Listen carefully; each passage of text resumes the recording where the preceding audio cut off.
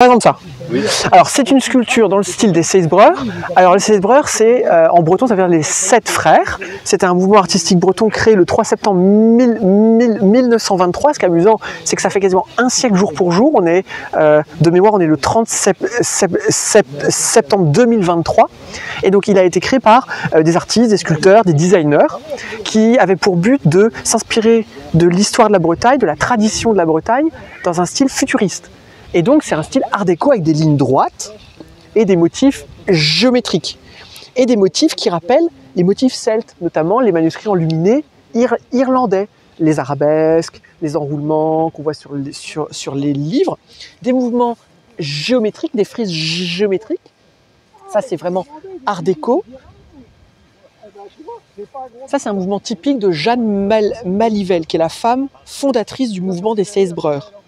Parce qu'elle trouvait que ça rappelait autant le côté celte que le côté futuriste, géométrique, très anguleux, très géométrique. Et donc on retrouve un drapé très droit, et il y a un jeu de matière entre des choses très lisses et très brutes. Et ça, c'est quelque chose qu'on retrouve aussi dans les sculptures art déco et de cette époque-là. Le motif géométrique toujours de Jeanne Malivelle, et après la grande étoile, qui est une étoile, alors je ne sais plus à combien de branches elle est, qui est au nombre d'or. Toute la statue est au nombre d'or. On ne se rend pas compte, mais à l'œil, en fait, c'est comme ça que la statue a une proportion harmonieuse entre sa largeur, sa hauteur, sa profondeur. Et le nombre d'or, c'est un nombre qui est issu de figures géométriques et qu'on retrouve dans la biologie, dans la taille des cellules, dans la taille des fleurs, dans la taille des choses de la nature. Et le sculpteur a fait ça au nombre d'or.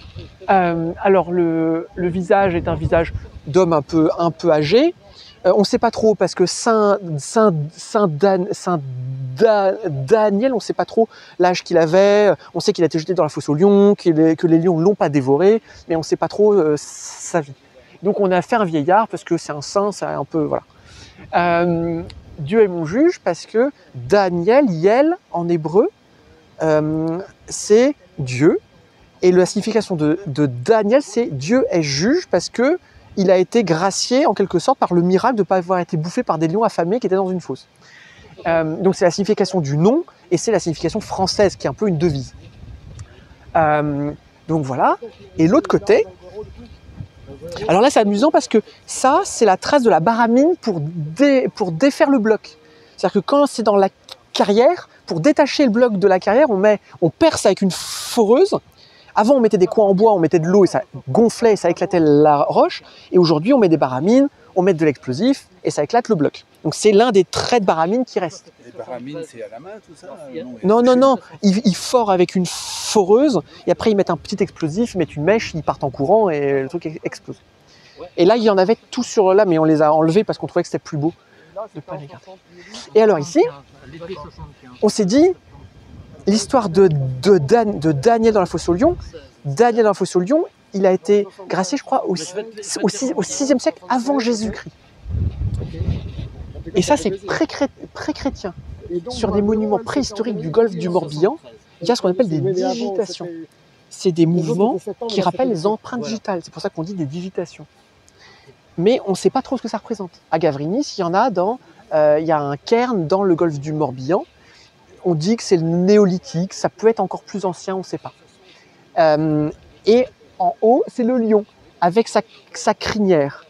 Et en fait, c'est pour rappeler les origines avant l'époque chrétienne de la Bretagne, donc la préhistoire, les mégalithes, sur lesquels on ne sait pas grand-chose, et la partie plus chrétienne, plus civilisée, en lien avec la Bible, le saint, et toute sa signification religieuse qu'il a été gracié. Donc voilà. Donc on s'est dit que c'était pas mal. Et alors là, il y a nos 5 empreintes digitales à nous. Il y a mes parents, moi, ma sœur, mon frère. Et là, il y a 100, 1, 0, 0. 1, 0, 0. Parce que c'est les 100 ans des Seisbreurs. Ça fait 100 ans en 1923 que ça a été fait. Et après, les motifs, là par exemple, c'est un truc qu'on retrouve à Gavrinis, dans les monuments préhistoriques. Et après, par contre, les trucs en dents de scie, ça c'est un motif art déco. Et c'est dingue de dire que les motifs de Gavrinis d'il y a 100 000 ans, c'est quasiment les mêmes que ce que fera Jeanne Malivelle en 1923 dans le style un peu futuriste art déco. Et tout ça est fondu, on a l'impression que c'est le même truc, alors qu'en fait il y a clairement une partie préhistorique et une partie plus art déco, mais on a l'impression que c'est tout pareil. Donc c'est amusant. Et tout ça, c'est la Bretagne. Le quatrième, il y a. Et le quatrième côté, c'est brut aussi, et il y a une petite croix de Malte.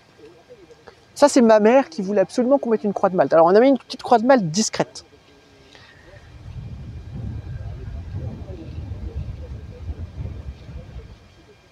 C'est le seul symbole un peu chrétien très franc qu'on a mis.